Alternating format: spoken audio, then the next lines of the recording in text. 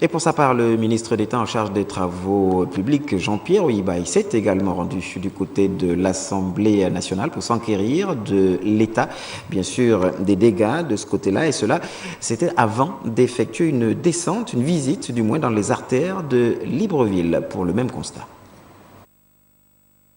Au perron de l'Assemblée nationale, le président de cette institution, Richard Auguste Onouvier, accueille le ministre d'État en charge des infrastructures et des travaux publics. Place ensuite à la visite des compartiments qui portent encore les stigmates de l'incendie. Jean-Pierre Oyiba et ses proches collaborateurs ont pu observer ce qui reste de l'hémicycle du palais Léomba. Que cette partie n'a pas été touchée, ça c'est une salle de commission que nous pouvons utiliser très rapidement. Et donc nous avons besoin, M. le ministre d'État, d'une expertise rapide, complète bien sûr, pour rassurer les députés, pour que ces derniers puissent commencer leur travail. Au niveau du hall, cette salle d'audition est entièrement happée par les flammes. Le restaurant des députés vandalisé, tout comme le bureau du 6e vice-président. Même réalité dans cette salle du premier étage où se déroulaient les auditions des ministres en rapport avec la présentation du budget prévisionnel issu des différents départements. Au regard de l'ampleur des dégâts, le désarroi reste indéniablement le sentiment le mieux partagé. C'est un sentiment de tristesse.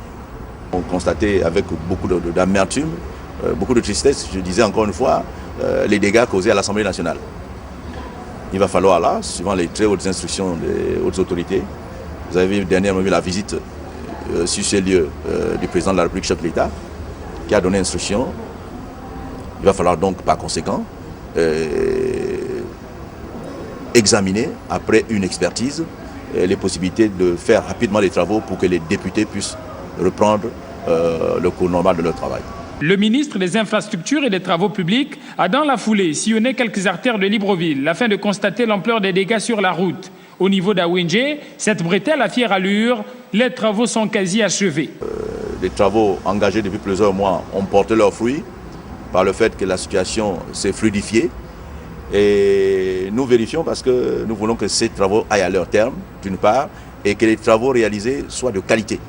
Vous avez remarqué à la sortie, la barrière dite tout le long de la voie express, dite rue des Amoureux, là, la sortie que nous avons créée, désengorger toutes les populations ou tous les véhicules qui viennent du PK8, PK5, Cité Damas, pour pouvoir sortir facilement afin de réduire au maximum les embouteillages dans la zone d'Awinje.